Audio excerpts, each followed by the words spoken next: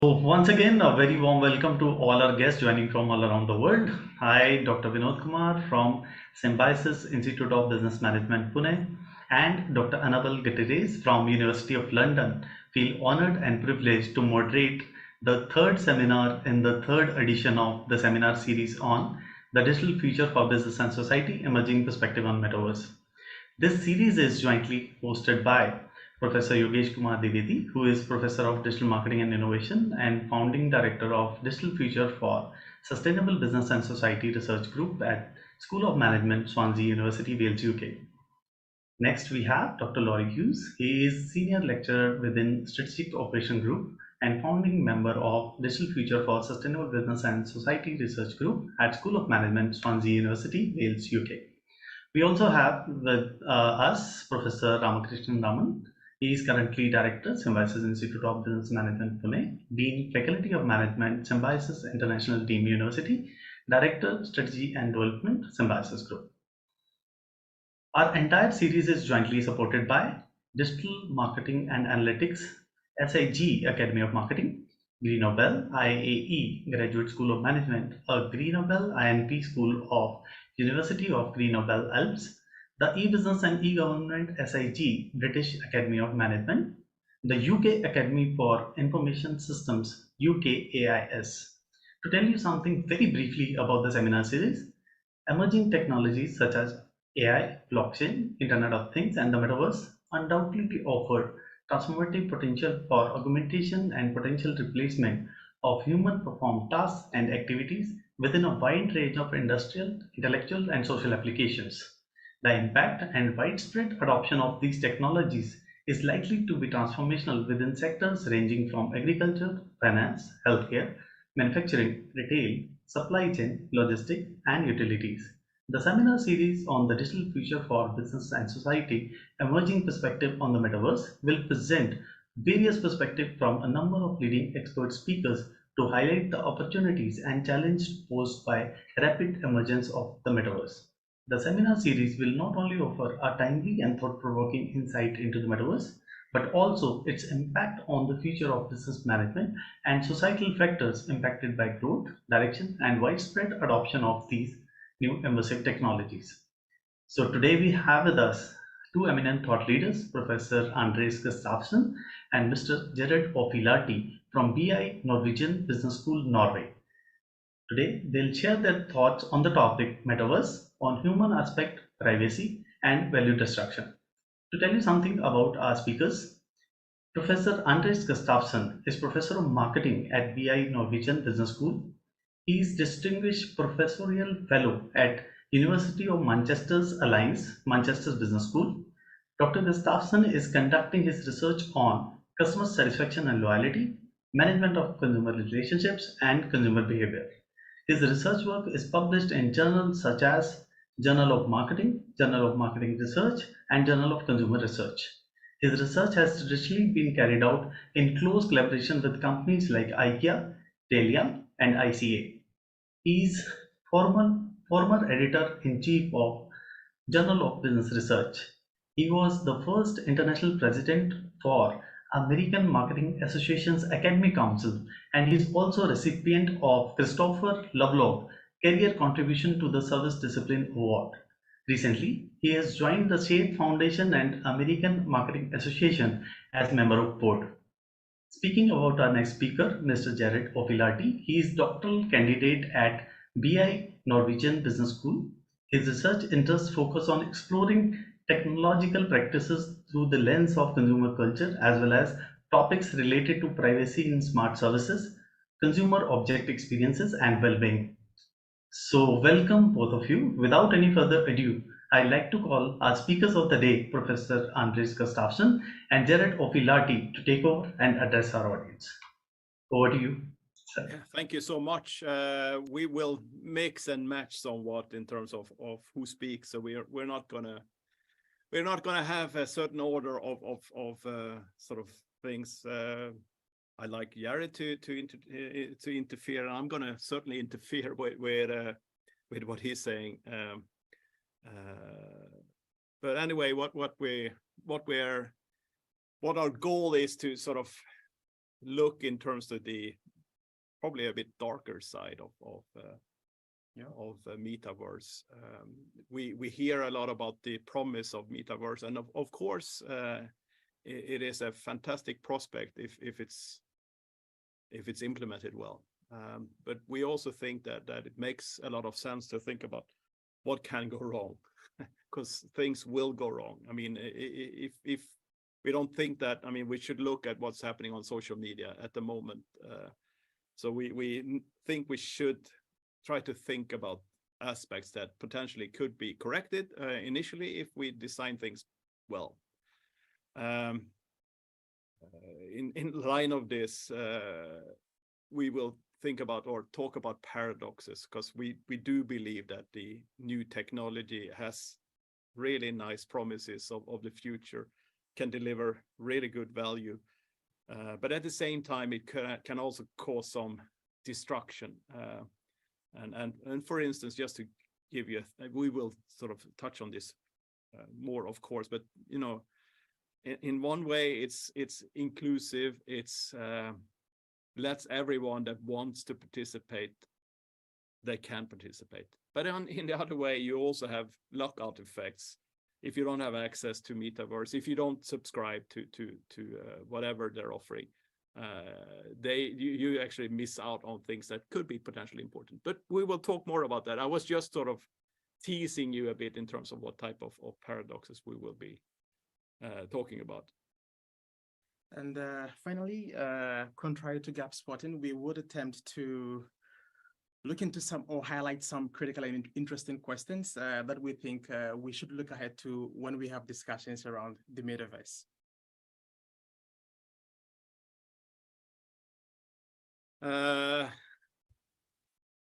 If we sort of look back on what's been researched in terms of online, what people do online, it's been to a very large degree connected to utilitarian values. We want to do certain work, carry out certain tasks, search for the best product, buy whatever we need here and now. So we are sort of performing some sort of work when we do go online, and this has been validated by companies. But we're thinking that Metaverse can actually help out in terms of becoming more hedonistic and solve some of the social values. You know, instead of you shopping alone, you could go and shop with your friends and family potentially using Metaverse.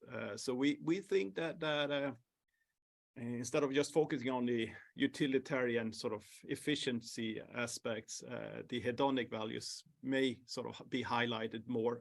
And this doesn't rule out that we can actually use Metaverse to become more efficient and maybe set out our second person and, you know, our avatar to do some shopping for us while we're doing something else. So it may not be just totally hedonic, but we think that part it's probably more highlighted. Yeah. And I mean, speaking of the promises around the future of the metaverse, we also expect that the metaverse, aside from making us very efficient, should help us solve some pressing global challenges that we have today. Speak of challenges with regards to access to information, access to good and quality healthcare, education, inclusion, sustainability, among others. And for example, as a promising future, we see that such a universe or such a platform could, for instance, help us minimize the negative impact of our travels on the environment. Aside from this, we also could envision the metaverse as a potential platform or universe to shape our well-being. For example, making us better off, creating value for us as individuals and consumers. But interestingly, one of the questions that we often need to ask ourselves around the metaverse, we think should focus on, are we excluding people, and do ironically excluded people kind of want to be part of this anyway? If we look at platforms that we've had in the past and compare that to the metaverse today, we often realize that often vulnerable people, for example, people who are very young or older people, end up getting excluded around this. So we think these are also very important questions that we should be asking with regards to the promising future of the metaverse. Anders, maybe you want to talk about democracy and governance? Yeah, this is something that we are a bit concerned about. Maybe we think that this is too important to sort of leave to private companies to actually do for us. Maybe sort of they give leeway to sort of highlight some certain individuals if they pay more. So we do have some issues thinking that we may set aside some democracy issues or governance issues if we give too much power to private companies in this. So speaking of the promising future of the metaverse, perhaps we should also talk about value and value creation and co-creation within the metaverse, as well as the potential of the metaverse in actually possibly destroying value. So we had this recent paper with Yogesh, Professor Yogesh and other colleagues, where we talk about making the metaverse matter by creating value and making us better off in terms of well-being. And we think the metaverse could actually help us create the value that we want. Yeah, I think this sort of value issues is quite important. Instead of just thinking of value in terms of price versus quality, we do believe that you should highlight sort of the well-being, that should be in focus rather than the monetary issues. So we really want to stress that, and of course. We do sort of going back to what I said about private companies. We are worried about sort of who owns the data, who will sort of have control over the information, and what happens with that information, and also make sure that companies don't sort of steer us towards bad choices. That is a potential problem. Yeah. And speaking of value creation and value co-creation, we really think that the characteristics of the metaverse, as has been pronounced, for example, its immersiveness, its sociality, and its ability to help us build limitless tools can actually help us improve various aspects of the value creation spheres for augmented and virtual experiences. For example, companies through the metaverse would have a better potential to create value by allowing customers to access tools that could help them pursue better self-services. And also on the idea of value creation and co-creation, and also value destruction, I think most often we've heard people talk about the potential of the metaverse and probably less of value destruction. But to touch on the idea of value destruction, we really reason that privacy could actually play a very important role here. Often privacy concerns about brands that actually man the metaverse could lead to this. If we look at what we've actually had in the past, for example, criticisms about the company or the brand Meta itself and its involvement, for example, in kind of mishandling consumer data and all that, these actually pitches very important concerns about privacy. If we also look at previous studies around privacy, we actually could find that when customers actually feel their privacy has been compromised in some way, they end up having these low perceptions about power and control over how their data is being used.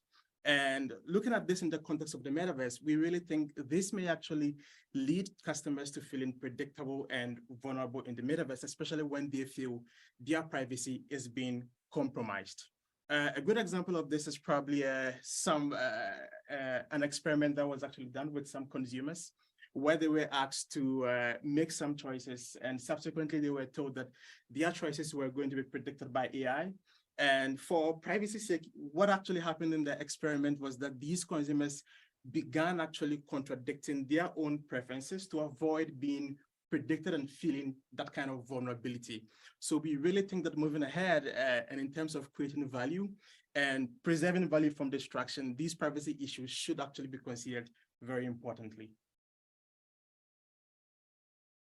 Also on the role of privacy, I was recently speaking to a PhD colleague from Germany, and we had this discussion around people thinking of the metaverse beyond its potent ability to serve as another universe or an alternative platform to what we actually have now, to looking at the metaverse as probably an add-on, a voluntary add-on due to privacy concerns. Also, the privacy actually has an effect on how we think of the metaverse if we should look at it as multiple and seamless universes as the metaverse hype actually promises. And if we think of the metaverse as different universes actually seamlessly connected, then this idea of data portability is a very important issue here. And to get away with this, or to give consumers that assurance that their data could actually be transferred across multiple universes to give them the best experience as possible, we should find ways to ensure consumer privacy is actually being protected. So what we are sort of going towards, and I sort of started off talking about this, is that we have developed some paradoxes that we will sort of cover a bit further. So I'm not going to mention all the paradoxes here because it's going to be very repetitive, but you can see that we have some paradoxes that we are sort of highlighting, and by paradox we mean that it could be potentially positive, but it also has negative aspects that we may need to consider. So let's get started. Yes, we did reason around these paradoxes as one way the metaverse enabling our experiences, but on the other way, perhaps constraining us in some aspects of everyday life. And one way that we see this is the potential of customization versus exploitation. So, of course, often when we join these kind of platforms, we do share a lot of information for customization, and this helps these platforms personalize our experiences, not just probably to the correct decisions, and also provide us that kind of convenience in enjoying that experience. And if we think of the metaverse as something that we would live in, as the metaverse hype actually projects, we can expect that service providers would collect a lot of information for us in order to customize these experiences for us. For example, what we look at in the metaverse, what we engage with, and the emotions that we show with various activities that we actually interact with in the metaverse. However, often we tend to think that the information that we share would be well protected or would be handled properly by these service providers. But on the contrary, we often do not know how these platforms use our information. And so there is this potential of exploitation. Yeah, I think this is sort of, this really deserves to be highlighted because we like things better when it's smooth and it's easy and it runs perfectly, and it does if we leave all the data traces. But at the same time, we are targets if we do all that. The next paradox that we began actually reasoning around was with regards to accessibility and then exclusion. And I think this is a very important way to reason around the potential and also the constraints that the metaverse actually presents to us. So as we know, the metaverse have actually suggested that all experiences and services possibly around the globe are likely to be available to us to subscribe. And things that we actually do today in real life are likely to be mirrored and even done probably better within the metaverse. We would have better access to knowledge, services, travel, inclusion, democracy, among others. But the downside of this, perhaps, Anders, you want to talk about that with the exclusion? Yeah, the downside is really that if you don't subscribe, you're left out. And we already see this, at least in our societies, where elderly people don't get access to some healthcare because they don't know how to sign on, because they need a cell phone, they need a smartphone, they need to know how to do things. So banking is difficult today, sort of assigning to healthcare is difficult today. And just imagine what it could be if it's sort of even more advanced, how difficult it potentially could be. So some people may be left out from really fantastic experiences, but probably more importantly, some really important services like healthcare. I mean, if you can go to the world expert, sort of the leading expert in the world, but you cannot because you don't have access to that subscription. So it's sort of, yes, you have access, but you can also be denied access, which is sort of making the world a bit worse off, I guess. Yeah. And also on the issue of democracy versus power imbalance. Today, if we look at, for example, what happens with the existing platforms that we have, we tend to think that we do have a more amplified voice today, and everyone seems to have a presence in the marketplace. And as a potential of the metaverse, we actually expect that we probably would have a more amplified voice in such a platform. But then the question would be, how do users know whom to listen to and whom they can actually trust? And if we go back to these platforms that we already have existing today, we actually see that people with power, people with affluence and resources seem to dominate these platforms. And as a potential power imbalance, we can kind of expect that these same people will dominate what happens in the metaverse. The Mark Zuckerbergs of today, the Jeff Bezoses of today, these same people could actually dominate what actually happens in the metaverse, and that could create some kind of power imbalance. So a question that actually remains here around these paradoxes, that can we really trust them if this really happens? And how do we know who and what to trust? Yeah, we even now have a problem with fake news and unbiased information. If we use these technologies even more, it's not unlikely that it's going to get even worse. And another interesting thing that I really found about this paradoxical nature of the metaverse was with one of its most pronounced characteristics, which has to do with immersion or immersiveness. So we think that on one side, the metaverse actually provides a very fantastic opportunity to actually immerse ourselves into experiences. But on the other side, we actually risk enslavement into such technological experiences. So today, for example, we could actually expect that based on what we use current existing platforms for, the metaverse would actually provide us opportunities for social, utilitarian, and hedonic experiences, from leisure activities to entertainment, among others. However, the paradox here, or the downside here, is that long-term immersion into such virtual worlds, via our available technologies, could risk our enslavement to the metaverse. And this is actually already happening today. Most of us today cannot live so far from our phones. Most of us today cannot live so far from social media. And we think the immersive nature of the metaverse could even make this a more complicated issue. Yeah, I mean, let's face it, they design technology because it's going to be user-friendly. We will want to use it. So, of course, there's limited... there's a limited push to make it less immersive, because it's the nature. We want, sort of in the nature of the technology, we want it to be immersive. We want to be wanting to use it, and it may entrap us. Yeah, and speaking of entrapment, we are likely to fall into this victims to being or moving from, in quote, free men to kind of actors in a nudged, program and simulated world. And what we actually see here as something we should reason about ahead with the metaverse is that we should look at architecting the metaverse to actually enhance or enshrine our autonomy, our sense of free will, and our sense of freedom to serve us better as humans.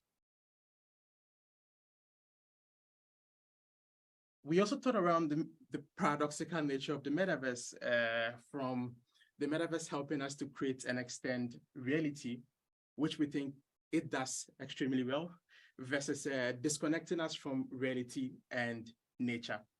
So the possibility that the metaverse could actually help us extend our current reality or even augment our reality is very exciting. We can expect to go on leisure activities, exercise, probably go fishing, teach, access health services within the metaverse. We can also expect new forms of consumption. For example, if you look at what is happening in Roblox today, popular Spanish brand Balenciaga has actually partnered with Roblox to allow members of this platform to use their favorite apparels. So we can actually expect that the metaverse could help us extend reality by creating new forms of consumption, creating new virtual resources to help us become more sustainable, interacting with objects, people, and experiences in very multi-sensory dimensions. However, the problem with this, we think, is that we as humans always depend on nature. And potentially the metaverse, with all its elusive realities, may potentially disconnect us from very important aspects of nature. Yeah, I mean, let's face it, we have evolved to use our senses. It's sort of, if you look at how sort of the highways to our senses are connected to our primal brain, which is pretty much controlling us. We learn, our experiences are created by using our senses. Now we go into another world to use our senses, and we don't know what we're doing really. And the other thing is, frankly, research has shown that we have actually become more stupid, not smarter, and that's because we have a highly the world is very sort of controlled in various ways, what we can and cannot do. We don't solve problems the way we used to, and I wonder what happens if we live our lives in a virtual reality, which is pretty much, we cannot hurt ourselves. Maybe we can lose money, but we won't be having any bone fractures and stuff like that out there. That's my guess, at least, but who knows? Yeah. And like it or not, we seem to be programmed to depend largely on nature. Yeah, we are. We also thought around the potential of the metaverse. I think this, for me, is very interesting. The potential of the metaverse to actually extend, reinforce, and reprogram our current identities, versus a downside of this in constraining us in terms of having multiple unauthentic identities. So the metaverse today offers various opportunities for us to extend our current identities, reinforce it, possibly reprogram our identities in an alternative universe. And we can kind of have this advantage of being in a God mode. And when I say this, I mean being omnipresent everywhere in the metaverse across time and space. Theoretically, we can actually become anything, reinforcing our desired genders as we see happening today, or perhaps overcoming challenges related to social class, race, or national stigma. However, aside this enablement, it probably may constrain us because we probably may end up having multiple unauthentic and vulnerable identities, and a possible identity crisis between our current worlds and the world promised by the metaverse hype. I agree, couldn't agree more. It's kind of interesting. I spoke to somebody creating the World of Warcraft, you know, the game, and a lot of male players actually took the role of a female player just because they had advantages for you doing that. Not saying there's any risk sort of connected to that, but it sort of shows that we are prone to be something else that we are online just because, or offline, just because we have advantage of it. And as a final paradox that we thought we should highlight on, we see a paradox between the metaverse first enhancing our well-being, but also on the downside, degrading our well-being through longitudinal use of immersive gears. So this probably is very nostalgic. Growing up, we probably heard our parents say, do not sit close to the TV or the screens. These are really bad for your eyes. And many years later, this is probably changing. We probably haven't been so close to the screens, but we probably have begun extending these screens as part of ourselves, as the metaverse actually promises. So experiences in the metaverse would, of course, enhance our positive emotions, create feelings of surprises, fun, happiness. It would help us engage better, improve access to healthcare services, and satisfaction in various aspects of life, which would enhance our well-being. But if we think of the metaverse as we see it currently as having these bulky VR gears, which some tell me they do not want to see themselves, they don't see themselves actually wearing these all day, then the long-term effects of well-being of the metaverse may actually be reversed by the long-term effects of these immersive gears on our mental, physical, and social well-being. And currently, there are actually studies around this showing that a longitudinal use of these VR gears could actually have a potential effect on our health and our well-being. And of course, there are also some mixed results on this, which points to the fact that the metaverse as something that may ensure our well-being, but also constrain our well-being, is something that we should really be looking into. Yeah. I mean, we may become sort of seekers of sort of highly sort of highly immersed, hit-seeking experiences. Something needs to happen all the time, but what is that doing to our cognition, sort of long term? We have no idea. Okay, so now that we have actually exhausted the paradoxes that we wanted to emphasize on, probably it's also a good time to have some critical reflections on some questions that we think are both interesting to ask around the metaverse.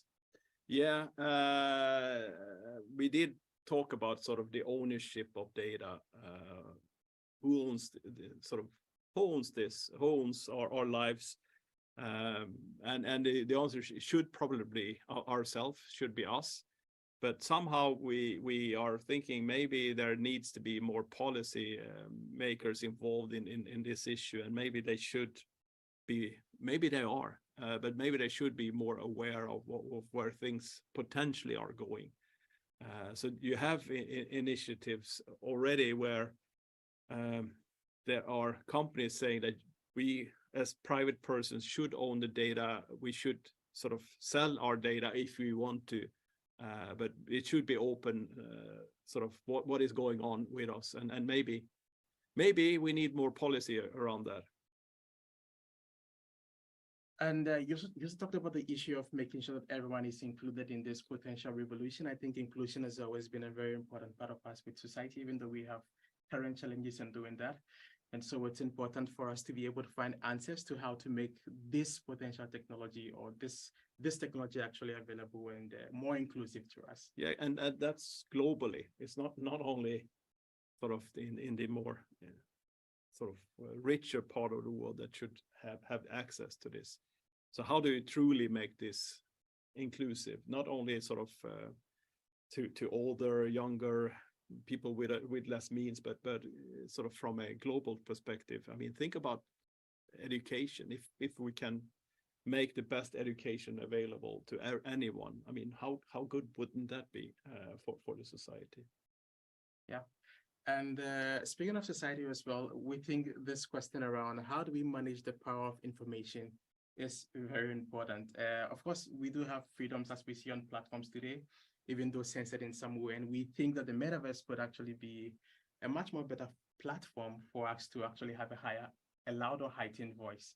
However, the question remains, should everyone actually say what they really want to and exercise their kind of freedom to speech, or should this actually be restricted in some way to make the metaverse help us become better off? I mean, today we do have a problem with fake news. There's no way around that. So how do we actually know what information is relevant or even true? So I think this is a highly critical question because we believe in what we read and see. So the power issue is quite important. Yeah. And speaking of importance, I think this phenomenon of also fluid identities that people could actually possibly theoretically be whatever that they want to be in the metaverse, or possibly translate or extend themselves into the metaverse is very interesting. And the question here is, can we and should we be whatever that we want to be in the metaverse? Or should we probably not be whatever that we want to be in the metaverse, but it should be controlled in some way? And also, if we can be whatever that we want to be in the metaverse, that is having fluid identities, what new challenges would coping with such fluid identities in multiple social worlds present to us? And with the last question, I think we both had some agreement on this. I mean, we have actually experienced physical worlds, we have experienced digital worlds, and to a large extent, we have also experienced digital worlds or augmented experiences. So should second lives, or should we having second lives through the metaverse be something that we really want? And how do we ensure that this platform or this alternative universe actually ensures our well-being? Yeah, I mean, it really comes down to the value aspect and what enhances well-being, and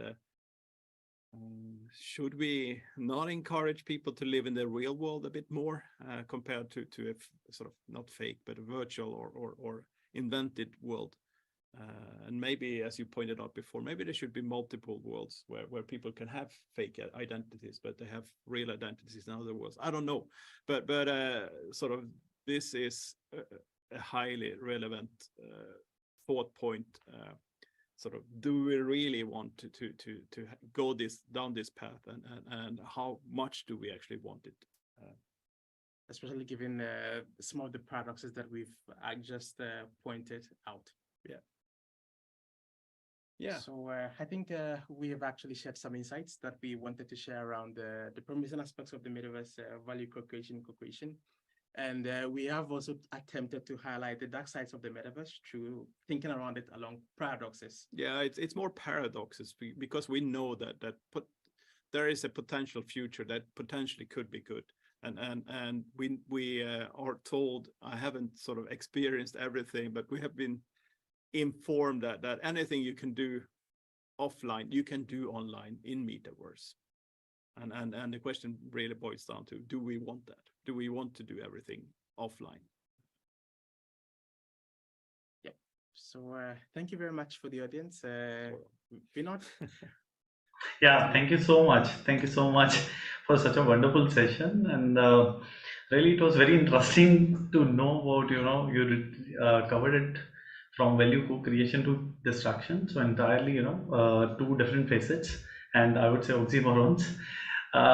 So interesting talk how human needs can be served while minimizing the impact of this hedonic consumption. And moreover, we also need to assess the risk of privacy in destruction of value creation in the metaverse. So it was really very interesting. Wouldn't it be amazing if you can go to India and have a sort of near real life experience of India without really having the carbon footprint of it? I mean, that would be fantastic. That's really very amazing. So with the permission, I would like to invite now Dr. Annabelle for taking a few questions from the whole audience. Thank you very much, everyone. Professor Anders and Jared, very nice presentation. I really like the paradox perspective that you gave us around all these issues. And I have some questions, but I'm going to prioritize our attendance questions. And the first one is around, should we really invest in the metaverse? Is the best thing to do now? I think that is happening regardless of what we think of it. But as we started off, it potentially can solve some of the issues that are sort of burning in terms of the healthcare crisis. At least our healthcare systems are sort of imploding. We don't have enough staff. People are sort of very sick and live longer and all that. How do we actually deal with that? And maybe potentially if metaverse can potentially be a solution to part of it. I don't think it's going to be sort of the solution for everything, but part of it. Absolutely. I mean, if doctors can do using holograms, do home visits and inspect patients, I think that would help. And what about all the sort of, as I said, carbon footprint? If we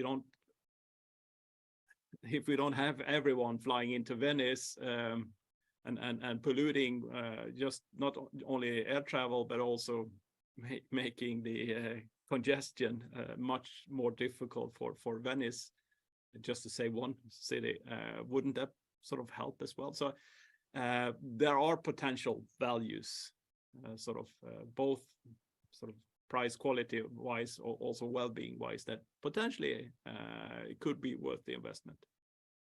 Yes, absolutely. And as you said, one of the things is that actually huge investments that are happening now are the things that are driving all these conversations in different sectors, including banking, retail, etc. So yes, I agree with you. The huge investment in this area is what is also motivating these debates. So one of the aspects that you were emphasizing in your presentation is the aspect of the well-being. And we have another question from stating about can Metaverse lead to degrading well-being due to the cyberbullying and hidden identities? Definitely, I think there is a potential here. Like we said, we do expect that in as much as the metaverse actually presents a platform where we could have an amplified voice, we should be able to find a way to go around its challenges. For example, dominance by others, cyberbullying, fake identities around others. So definitely there is an element of well-being, looking at the potential of the metaverse in terms of its immersion, sociality, giving us new resources, new tools to make us better off. However, the downsides of this in influencing our well-being, I think, are always inevitable. And this is something that we think more research should actually focus on. Yeah. I mean, just to add to that, we want to highlight the well-being aspects. We want that to be in focus because we think that's sort of that's the human side of things. Do I personally believe that the metaverse will be driven from a well-being perspective? No, probably not, because you have private companies involved here and they want to make money. But again, if I can sort of highlight something, if I can sort of try to bring an important aspect of, I think it's the well-being aspect we should focus on. Yeah, and I agree with you. We need to be optimistic and, more importantly, proactive into give everybody these options of thinking about the future and how this is connected with our well-being. One aspect around the well-being that we have witnesses is the effect of social media. And before, we didn't consider that when these platforms were emerging, and now we have the big problem. So I think this is a huge opportunity for everyone, industry, government, and academia, to actually start developing this awareness and education that is needed in order to better understand the impact of the technology before it gets too badly into the dark side. So yeah, I am very optimistic that we can start looking into that. And going to that, there is another question about this aspect about multiple identities, because we have seen in social media that people are more brave when they are talking in online environments, online platforms, that when you are face to face with somebody. So this potentially another area in which not only from cyberbullying, but also about individual identities, who I am, how people are identifying themselves. So do you have any specific suggestions or research agendas towards this area of identity? Well, I think this is a very fascinating area, especially given that we have, I mean, you look at the platforms that we have today and compare it to the metaverse, we have the potential to be whatever that we want to be. But I think a very important research question here is the question of ethics. Should we be what we really want to be, or whatever that we want to be in the metaverse? And what challenges or what new challenges do these multiple identities actually present to us today? And I think understanding the impact of these multiple identities on what we may get from the metaverse could probably help us understand the role of these fluid identities better. I mean, there's something to say about social control too. Yes, people are more brave, but I don't know if you have seen, I mean, I guess you must have seen the troll armies that are out there on social media. So that's what I see is the downside of not having this social control and not knowing who's behind these messages. So it's sort of, it may well be that these troll armies are increasing in power if we sort of give them new tools. So it's sort of, and that's connected to identity. Exactly. So we have another interesting question here around why do you refer to value creation and co-creation and just value destruction, no value co-destruction? That's an interesting perspective of the paradoxes. I think that is definitely interesting.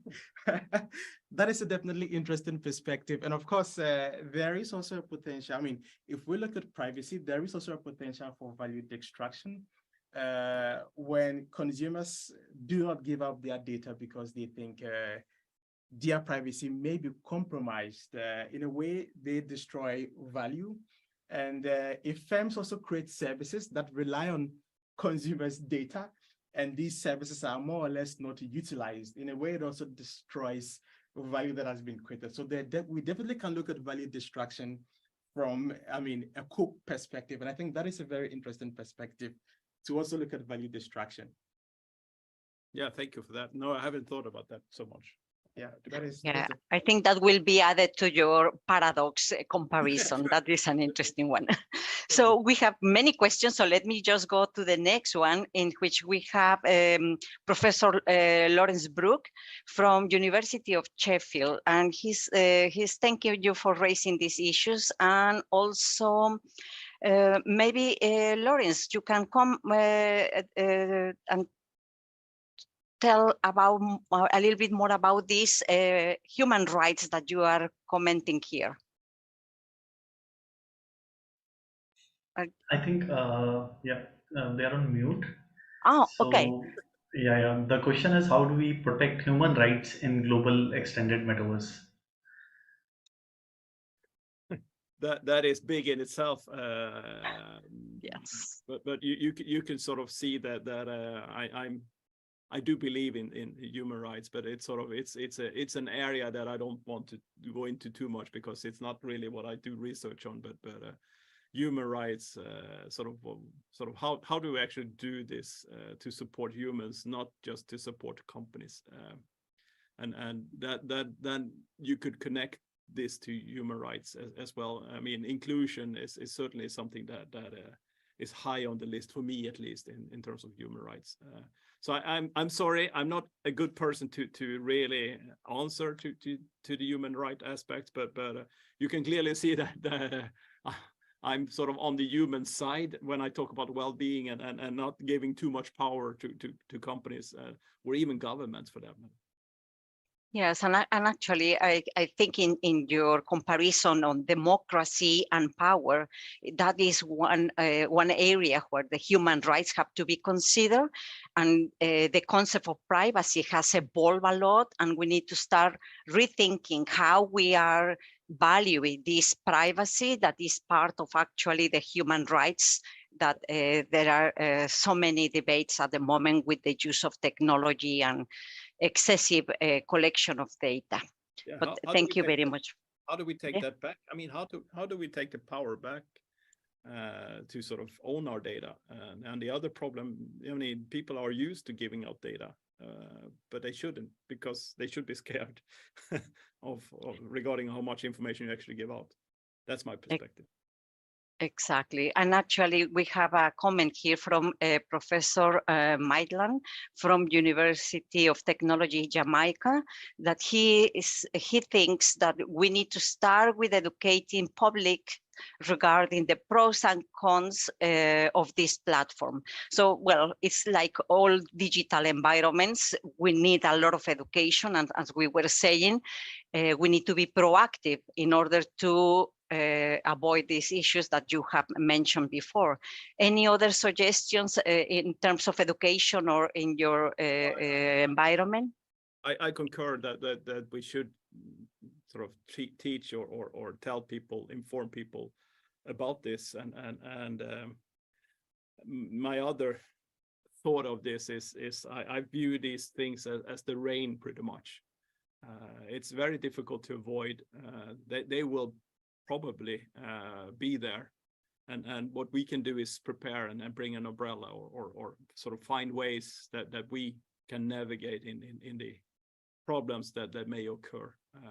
So yes, information, trying to sort of help people. It's not necessarily a bad thing. It's not necessarily a good thing. So how do you actually protect yourself and actually use what you need?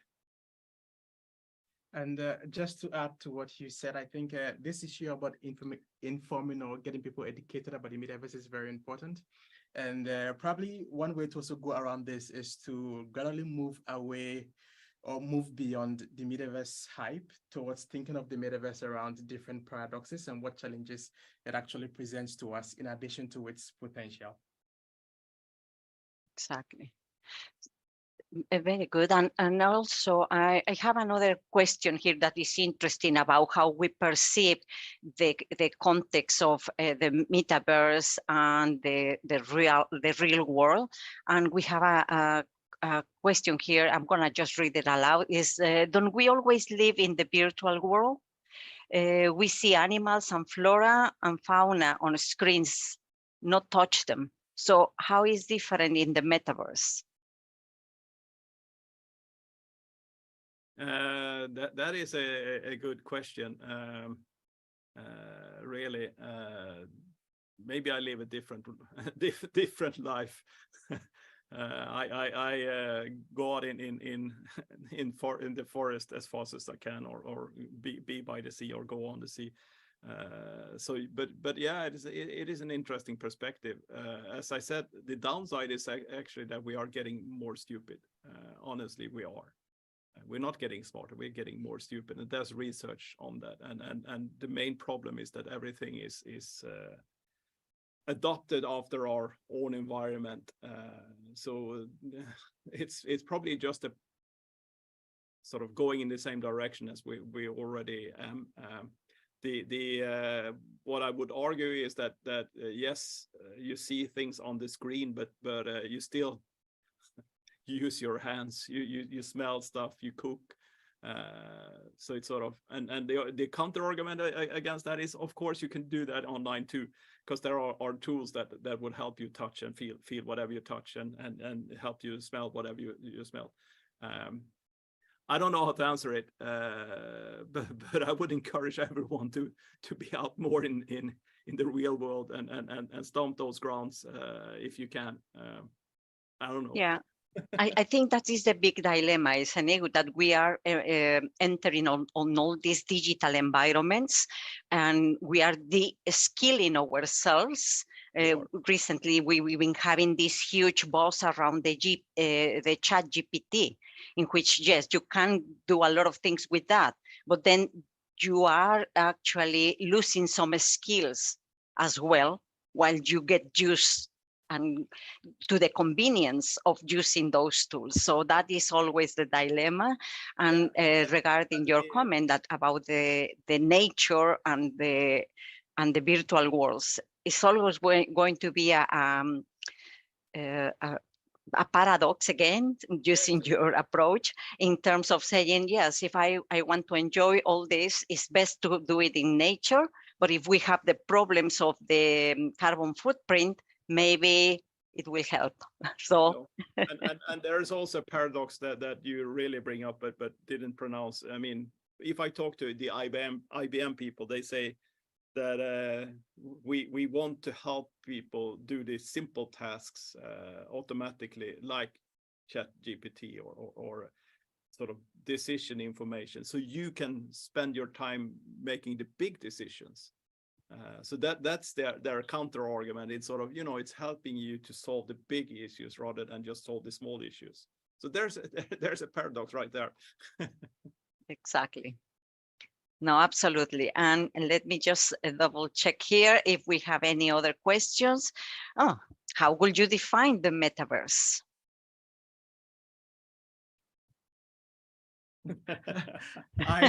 This is a very This is a very fundamental question we should ask ourselves, but of course, it can be very vague and complex. But if you ask me, I would say we should look at the metaverse as as an alternative, multiple seamless world.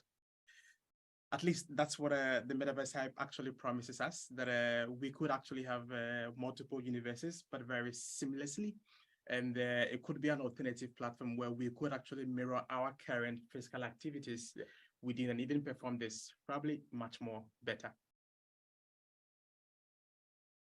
That is an interesting definition, and actually I encourage everyone to look into the recent contribution you have made in a paper that is marketing metaverse, and in there is an interesting definition as well.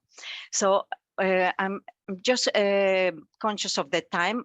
We still have time for a few more questions, Dr. Kumar. We can take one question probably because we have 4 or 5 minutes left with us.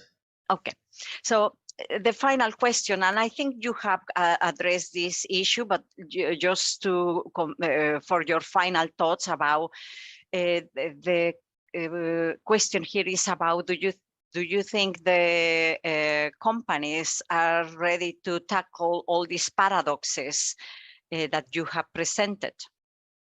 No. Exactly. No, I don't. I mean, there are a lot of interesting debates going on at the moment.